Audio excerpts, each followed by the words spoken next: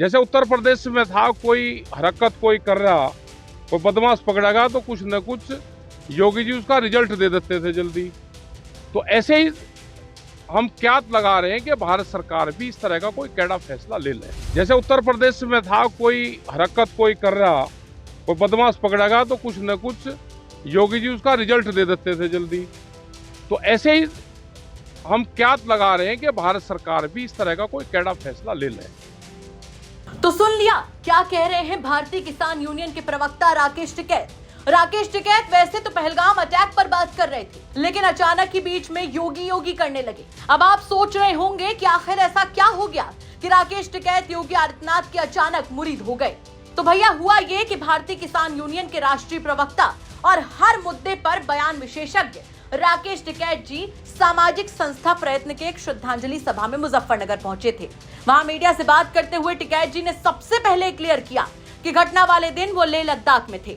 घटना को लेकर जब उनसे सवाल पूछा गया तो उन्होंने सूबे के मुख्यमंत्री योगी आदित्यनाथ की तारीफ शुरू कर दी। उन्होंने कहा कि यूपी में अगर बदमाश कोई हरकत करता है तो योगी जी तुरंत रिजल्ट देते हैं।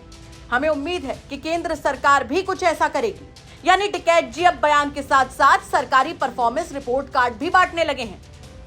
गुस्सा इतना है लोगों में कि कैंडल मार्च के माध्यम से उनको श्रद्धांजलि देते हैं और अपना गुस्से का इजहार करते हैं। पूरे देश में गुस्से का उबाल है और सरकार से ये ध्यान लगा रहे सरकार की तरफ कि कोई सरकार कड़ा फैसला ले ले। जैसे उत्तर प्रदेश में था, कोई हरकत कोई कर रहा, कोई बदमाश पकड़ेगा तो कुछ न कुछ योगी जी उसका रिजल्ट दे देते थे जल्दी। तो ऐसे ही हम क्या लगा रहे हैं कि भारत सरकार भी इस तरह का कोई कैडा फैसला ले ले तो कुछ देश के लोगों को कुछ शांति मिल जाए। जिस दिन की घटना है आप कश्मीर में थे? हम कश्मीर में थे, लेह लद्दाख में हम थे वहां पे, और बहुत टूरिस्ट जो जा रहा था वो वापसी वहां से हुआ, वो चाहे लेह लद्दाख को और कश्मीर का हो। वहां पे बातचीत भी फिर लोगों से हुई तो वे भी रो रहे हैं पूरे कि हम पूरा बर्बाद हो गए, क्योंकि उनका पूरा जो रोजी रोटी थी वो खत्म उनकी होगी। बहुत दिनों के बाद में कश्मीर घूमने का एक स्थान बना था, लोगों को एक विश्वास पैदा हुआ था, लोग वहां पर जाते थे। लेकिन अब कश्मीर कब फिर दोबारा आबाद होगा ये नहीं पता। इससे नुकसान कश्मीर के लोगों को भी है और देश में भी अविश्वास की भावनाएं पैदा हुई है। अच्छा टिकैत साहब, आपने एक बयान जारी किया कि जो चोर है घर में ही है, इस तरह की बात की थी आपने, क्या है इसका मतलब? वो कर दी मकसद है भाई, पकड़े मकसद तो है कि तरह तरह के बयान आएंगे,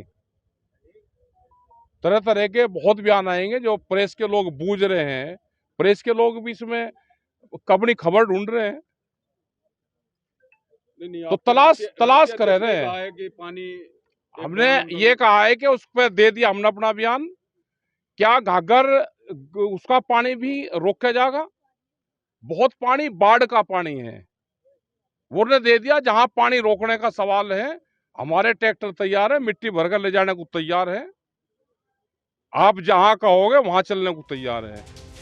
दरअसल राकेश टिकैत भले ही खुद को किसान नेता बताते हैं, लेकिन देश का ऐसा कोई मुद्दा नहीं जिस पर वो अपना एक्सपर्ट कमेंट नहीं देते। बुद्धिजीवी हैं, ठेठ देसी बोलंदाज है। प्याज से लेकर प्याज तक, महंगाई से लेकर ईवीएम मशीन तक, मस्जिद की जमीन से मुल्क की खवातीन तक हर मुद्दे पर जमकर बोलते हैं। आज से महज कुछ ही दिन पहले ही पहलगाम अटैक को लेकर टिकैत साहब ने पाकिस्तान को क्लीन चिट दे दी।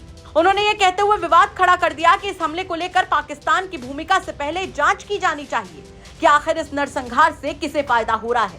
उनका कहना था कि जब भी कोई अपराध होता है तो सबसे पहले पुलिस इस बात पर काम करती है कि अपराध के पीछे का मकसद क्या है और इससे किसे फायदा हो सकता है।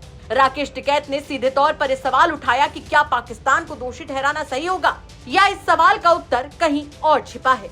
मुजफ्फरनगर से संदीप सैनी की रिपोर्ट, यूपी तक।